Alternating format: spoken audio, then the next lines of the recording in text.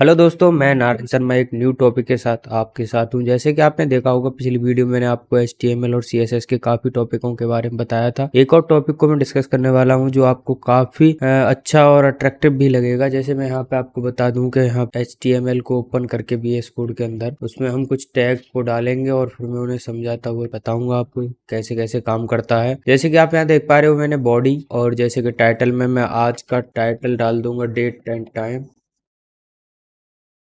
Time डाल देंगे और उसके बाद बॉडी में हम कुछ कंटेंट लिखेंगे जिसको हम आपको बताने वाले हैं। जैसे कि मैं आपको बता रहा हूँ कि यहाँ पे हम एक फॉर्म ही तैयार करेंगे, पर फॉर्म तैयार करेंगे जैसे आपने देखा होगा कभी कि जब हम स्कूल कॉलेजों के फॉर्म भरने जाते हैं तो उनमें अलग से एक डिजाइन दिखाई देती है और इंस्ट्रक्शन दिखाई देते हैं कि वो कैसे कैसे काम कर रहा है। तो आइए उसी को मैं समझाता हूँ कि यहाँ पे एक हम फील्ड सेट एक टैग होता है फील्ड सेट, उस फील्ड सेट को फॉर्म के अंदर लगाएंगे और उस फील्ड सेट के अंदर हम एक फील्ड सेट क्या काम करता है ये भी मैं बताऊंगा। अब फील्ड सेट के अंदर हम एक और टैग लगाएंगे जिसका नाम होता है लीजेंड। लीजेंड टैग में हम यहाँ पे लगाएंगे।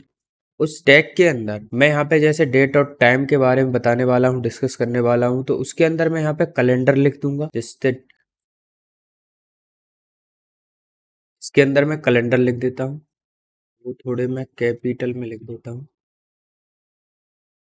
यहाँ पे मैंने कैलेंडर लिख दिया है। अब हम चलते हैं अपने वेब पेज पे, मैं दिखाता हूँ आपको कि ये कैसे थोड़ा थोड़ा काम करता है। तो आप यहाँ पे आप देखेंगे कि जो कैलेंडर मैंने लिखा था लीजेंड टैग के अंदर, वो कैलेंडर यहाँ पे फिक्स हो गया है। अब इसकी विड्थ हाइट हम अपने हिसाब से मैनेज भी कर सकते हैं CSS ऐड करके।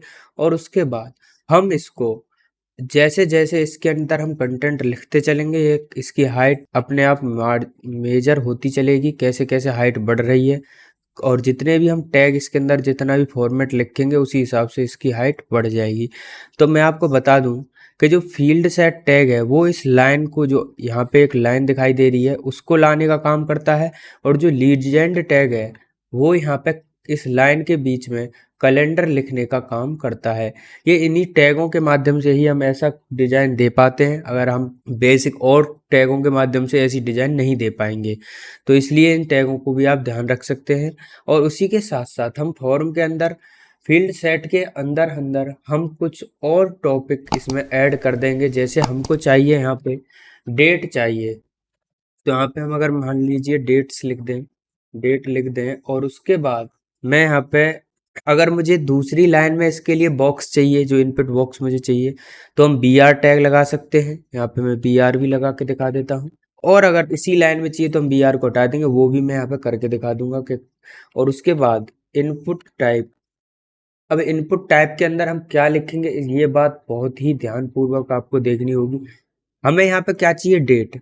तो इनपुट टाइप के अंदर हम डेट ही एंटर करेंगे और डेट के बाद इसका जो नाम है उसको भी हम डेट का नाम ही देंगे। और उस डेट के नाम के बाद हम इसे बंद कर देंगे और अगली लाइन के लिए हम BR टैग लगा देंगे। और BR टैग के बाद आपने देखा कि हम इनपुट टाइप के अंदर डेट कैसे ला सकते हैं। अब उसी हिसाब से अगर मान लीजिए हमको टाइम टाइम और डेट दोनों एक साथ चाहिए, तो उसे हम कैसे ला सकते हैं, उसके लिए भी हम यहाँ पे टाइम लिख देंगे। अगर मान लीजिए हम BR टैग इसमें नहीं लगाते हैं तो ये सीधी आ जाएगी, इसलिए मैं यहाँ पे BR टैग नहीं लगा रहा हूँ आपको दिखाने के लिए। यहाँ पे हम टाइम लिख देंगे। टाइम के साथ साथ हम यहाँ पे डेट और टाइम दोनों भी लिख सकते हैं, और टाइम लिख दिया है मैंने अभी। जैसे मैं यहाँ, चलो मैं डेट एंड टाइम भी लिख देता हूँ। डेट टाइम लिख दिया और इस यहाँ पे मैंने BR टैग अभी नहीं लगा रहा हूँ, इनपुट करके मैं आपको दिखा रहा हूँ। Input type. इनपुट टाइप के अंदर हम क्या लेना होगा, ये बात बहुत ही जरूरी है। इनपुट टाइप के अंदर लेना होगा डेट टाइम लॉग्स। तो इसको हम, ये VS कोड सब कुछ सजेस्ट करता है। इन टैगों को आप देखते रहिए। मैंने आपको पहले भी बताया था कि आप जो भी टैग है उसको, मैं सारे को तो यही नहीं बता सकता, इसलिए VS कोड जितने भी सजेस्ट करता है उन सभी को एक एक करके चेक करिए और वो देखिए कि वो क्या क्या करता है। अगर किसी भी टैग में दिक्कत आती है तो आप मुझे पूछ सकते हैं या मेरे कमेंट सेक्शन में कमेंट भी कर सकते हैं। तो इसलिए मैंने यहाँ पे BR टैग के लिए यहाँ पे BR टैग लगाया है, इसमें BR टैग नहीं लगाया। इसके नाम के अंदर हम नेम के अंदर हम डाल देंगे। उसके बाद हम देखेंगे नेम के अंदर हमको डेट और टाइम चाहिए, तो यहाँ डेट और टाइम डाल देंगे। यहाँ पे मैंने डेट और टाइम डाल दिया है और यहाँ पे मैंने ये बंद कर दिया है, इसे यहाँ पे बंद करना है। ठीक है, तो आप देख पा रहे हैं कि मैं यहाँ डेट और टाइम डाल दिया, जिससे कि अब डेट और टाइम आ जाएगी। मैं एक बार VS कोड पे आपको लेके चलता हूँ और जब देखते हैं, थोड़ा सा मैं इसे जूम कर देता हूँ, उसके बाद मैं आपको दिखाऊंगा। तो यहाँ पे देख पा रहे हो कि मैंने यहाँ पे कैलेंडर को डिजाइन दिया, उस कैलेंडर के अंदर मैंने डेट BR टैग के द्वारा लगाया तो वो अगली लाइन में शिफ्ट हो गया, और यहाँ पे डेट और टाइम के अंदर मैंने BR टैग नहीं लगाया तो उसके सामने जस्ट आ चुका है। अब ये कैलेंडर का जो बॉक्स है, आपको यहाँ पे लिख भी सक लिख तो यहाँ हम अगर लिखने के लिए बनाएंगे तो लिख भी सकते हैं, पर यहाँ पे हमने सेलेक्ट बॉक्स बना के कैलेंडर को तैयार किया है।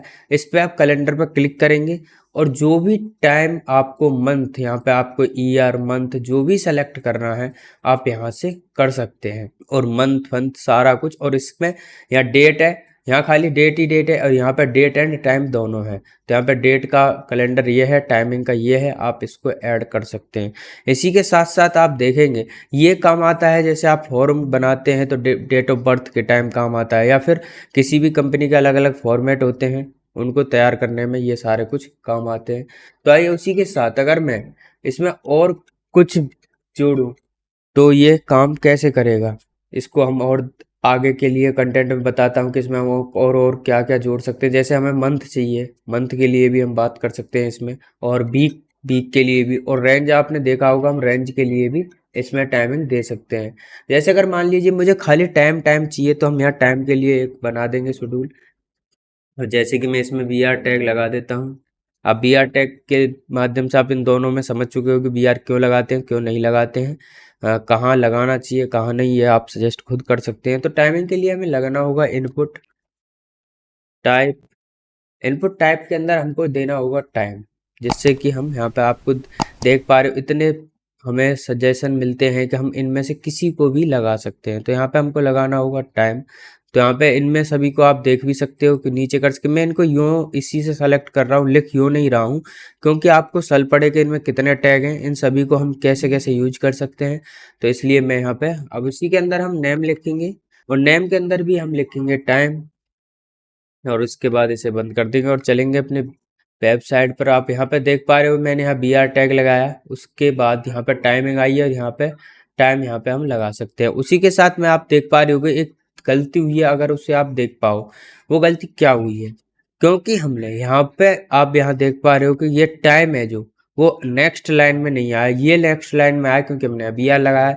यहाँ पे BR नहीं लगाया, इसलिए ये इसी लाइन में है।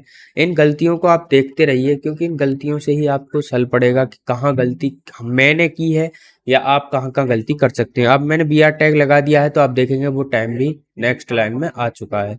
तो इन सभी का विशेष ध्यान रखिएगा। और इसी के साथ साथ अगर मुझे वीक चाहिए, कि मुझे, या फिर मुझे मंथ चाहिए, तो मैं डालूंगा मंथ नेम। मैं यहाँ पे मंथ नेम डाल दूंगा, और मंथ नेम के साथ साथ यहाँ टाइप इनपुट टाइप के साथ मैं यहाँ पे लिखूंगा मंथ, और मंथ के बाद में हम नेम, और इसे कर देंगे हम बंद। यहाँ पे हमने BR टैग नहीं लगाया, और यहाँ पे हमको BR टैग लगाना है।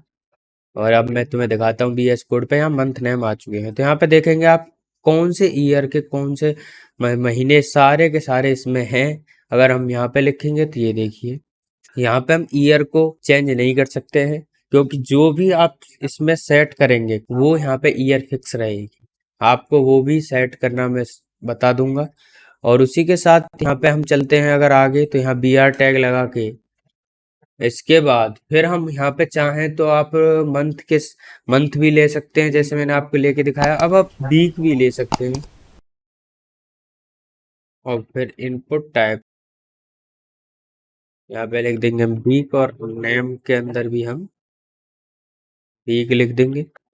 और आप देखेंगे, यहाँ पे आप देखेंगे वीक आ चुका है। आप यहाँ पे सारा कुछ लिखा हुआ है, आप कौन सा वीक लेना चाहते हैं, कैसे कैसे आप उसे कन्वर्ट करना चाहते हैं, यहाँ पे सारा कुछ लिखा है, आप उसे देख सकते हैं। ये देखिए, इन्हें आगे पीछे मंथ ईयर सारा कुछ इसे चेंजिंग में कर सकते हैं। तो आइए उसी के बाद हम अगर इसमें रेंज लगाना चाहें, अगर जो आपने वेबसाइटों पे देखा होगा कितनी रेंज, मतलब कितने तक हम सेलेक्ट कर सकते हैं, आपने स्टार रेटिंग देखा होगा उसे भी, इसी माध्यम से हम रेंज को भी फिट कर सकते हैं कि सभी लोग कितने कितनी मतलब रेंज में हमारे हैं, या फिर हम दे सकते हैं क्या क्या है, वो सारा कुछ हम यहाँ टैग के माध्यम से लगा सकते हैं। तो यहाँ पे हम लिखेंगे रेंज और उसी के बाद यहाँ पे लिखेंगे br टैग के बाद यहाँ पे हम लिख देंगे इनपुट टाइप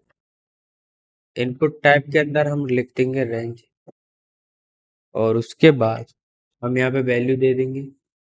वैल्यू अगर हमें 10 दे देंगे यहाँ, जैसे मैं इसे को भी बता दूंगा कैसे हम वैल्यू दे रहे हैं। और 10 देने के बाद हम मान लीजिए कि हमें कहाँ से कहाँ तक, ये तो हमारी वैल्यू फिक्स रहेगी कि हाँ जी यहाँ पे वो वैल्यू का जो रेशियो है यहाँ पे टिका रहेगा। अब जो भी बंदा देना चाहता है इससे नीचे भी दे सकता है रेटिंग के माध्यम से, इससे ऊपर भी दे सकता है। तो उसके लिए हमें करना होगा मिनिमम। मिनिमम के लिए हम कर देंगे 0, तो मैक्सिमम के लिए हम कर देंगे 20। और इसी के साथ इसके नेम में भी हम रेंज डाल देंगे। नेम में भी हम रेंज डाल देंगे और उसके बाद देखेंगे हम अपने वेबसाइट पेज पे चल के ये फॉर्मेट इन सभी को आप सही से अपने वेब पेज पे जहाँ भी आपको ज़रूरत है वहाँ यूज कर सकते हैं। तो आइए देखिए, डेट और टाइम एक साथ, टाइम भी, मंथ नेम और वीक भी, हम इन सभी को अपने, और इस रेंज को भी हम, अब ये देखिए ये 10 पे टिकी हुई है, अब इसे हम पीछे भी ले जा सकते हैं और कोई भी इसे फुल भी कर सकता है जितना भी। अब मैक्सिमम जो बीच का है वो यहाँ पे रहेगा ही, और उससे हम ज़्यादा भी कर सकते हैं, कम भी कर सकते हैं। ये है रेंज। आप इस वीक को भी सेलेक्ट कर सकते हैं, यहाँ पे मंथ भी सेलेक्ट कर सकते हैं, यहाँ पे आप टाइमिंग भी सेलेक्ट कर सकते हैं, यहाँ पे आप मंथ टाइम दोनों कर सकते हैं, और यहाँ पे डेट। इन सभी को आप यूज करिए और इस फॉर्मेट को बनाने में आप इसके अंदर फॉर्म भी बना सकते हैं और कुछ भी बना सकते हैं। ये तो मैंने बस इस टैग को यहाँ पे समझाया कि ये कैसे काम करता है, कौन कौन से टैगों के माध्यम से ये काम करता है। तो आज के लिए इतना ही। मैं इस वीडियो में आशा करता हूँ इन सभी बातों को आप समझ चुके होंगे। अगर आपने अभी तक मेरे चैनल को सब्सक्राइब नहीं किया है तो सब्सक्राइब ज़रूर कर लें, क्योंकि इस चैनल पे काफ़ी इम्पोर्टेंट HTML और CSS के टॉपिक अपलोड करा चुका हूँ मैं, और आगे भी मैं अच्छे अच्छे वेबसाइटों में जो हम डिजाइन या फिर कोई भी अच्छे से अच्छी डिजाइन के माध्यम से उस वेबसाइट को अच्छा स्मार्ट बनाते हैं, उन सभी टैगों को मैं यहाँ बताता रहूँगा। तो जय हिंद, धन्यवाद।